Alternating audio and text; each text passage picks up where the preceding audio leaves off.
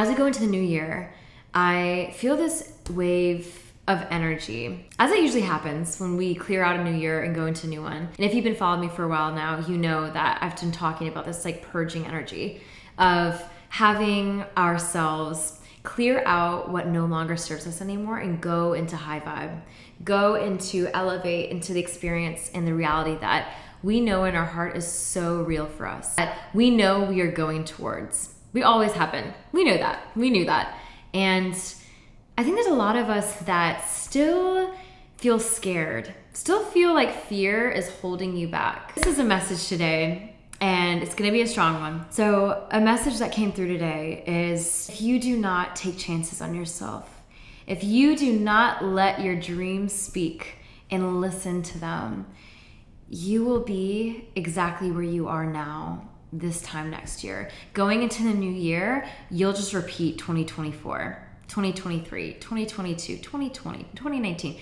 Wherever you let yourself turn off that little voice inside that is calling you to greater things, that is calling you deeper to yourself, that's that timeline that is just gonna be stagnant. That timeline can't elevate for you.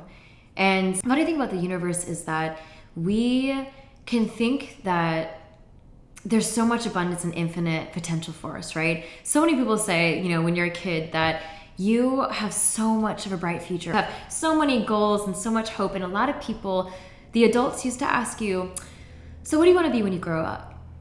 What do you want to be? You would answer them, quite frankly, with a career choice, right? How many of you, let me know in the comments with an emoji, with a green heart emoji, if this is you, if this rings true.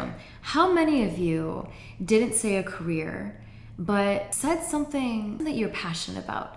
Instead of the I am, or I'm going to be a dentist, I'm going to be, a zookeeper or whatever it is. I used to want to do that when I was a kid. Whatever you identified as with the capital I, capital A-M, I am. How many of you just said, I want to follow my heart's desires? If you've read The Alchemist, my favorite book by Paulo Coelho, oh my gosh, if you haven't read it, stop this video and go read it right now and come back. In this book, about finding your personal destiny and what that looks like for you. So how many of you have really stopped to ask yourself that again since you were a kid, since you were a child, since 5 months, 6 months, 6 years, a year ago? How long has it been since you've checked in with yourself and asked, are you on track for your personal destiny? Or are you just showing up in life? Are you lifing? It's easy to get caught up in the motions of living and, of paying the bills, of feeding ourselves, feeding our kids, feeding our husband, feeding our wives, doing the laundry, showing up, going to bed, waking up in the morning, 9 to 5 job, coming home, unwinding, doing it all over again. But have you stopped and asked yourself, am I fulfilling my heart's desires, my deepest desires, the parts of me that really light up? Because I'm getting such a download right now that a lot of you have let that numbness lead you. A lot of you have let that fear stop you. A lot of you have let that space in your heart get messy, get clouded by opinions and thought forms that aren't yourself, that aren't coming from your heart space, but coming from your head space. Not your third eye, but all the thoughts and opinions that have weighed you down. And I'm so sorry for that. It must be really heavy, to maybe even feel like you're watching this and listening to me and saying, honestly, I don't know anymore. I feel like there's a lot of you, I feel a handful of you watching this saying that. Like, I thought I knew, and to be honest, I'm 30, I'm 40, I'm 50, I'm 60, I'm 70, I'm 20, I'm 18, whatever age it is, and you're like, I don't know. I thought I did. And the next day, here I am again, pivoting or starting over at 30, starting over at 40. I think there's a lot of fear that we'll miss out on our personal destiny. And I think that scares a lot of us. I think it intimidates a lot of us and stunts a lot of our growth, that if we go big, maybe playing it small would have been safer. Maybe we wouldn't have jumped in the potholes. Maybe we would have been able to avoid them. Maybe we could have prolonged the space in us that was calling us just a little bit longer to feel a little bit safer, to feel a little bit more understood in ourselves and not risky to others in their lives. Risky to judgment, to judging ourselves, to fear of failure, to letting fear be louder than it always has. And that's scary, isn't it? But my love, you didn't come here to play small. You came here to lean into all of yourself. And let me remind you, you are absolutely divine. You are so much bigger, so much grander than you give yourself credit for. Just like my favorite quote from Rumi, you are not just a drop in the ocean, you are the ocean in one drop. So let yourself be that ocean. Let yourself create the waves in your life that are so here for you, that are so ready to receive you.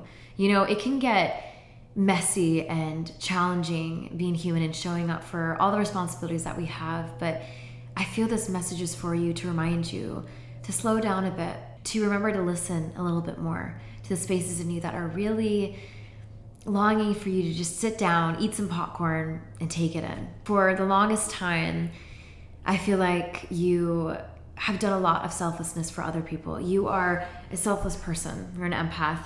A lot of you watching this are empaths. Hello, fellow beings. I totally relate.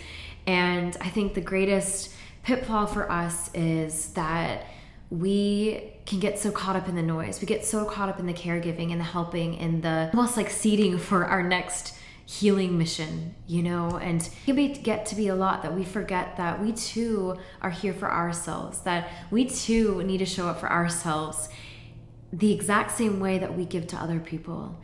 You know, you are here to fall in love with yourself. You are here to experience all the wonders of this world. So why are you playing small? No. That's not what you're here for. What are you doing? Come on. That is not what you're here for.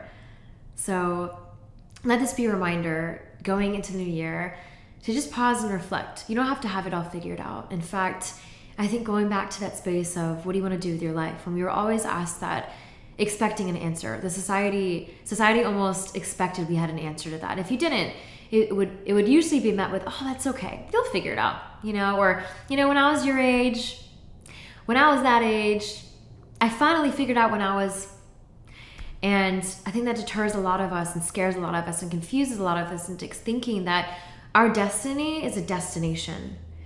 Let me say that again. Our destiny is not a destination. Our destiny is a fullness. It's something we live into. And the minute you think your destiny is a destination is the minute that we lose touch with our true form of our destiny, because the journey was always the destination. Destination was always the lesson learned, the opportunity grasped, the challenge accepted, only to move on again and start over. And that's all we do throughout our life.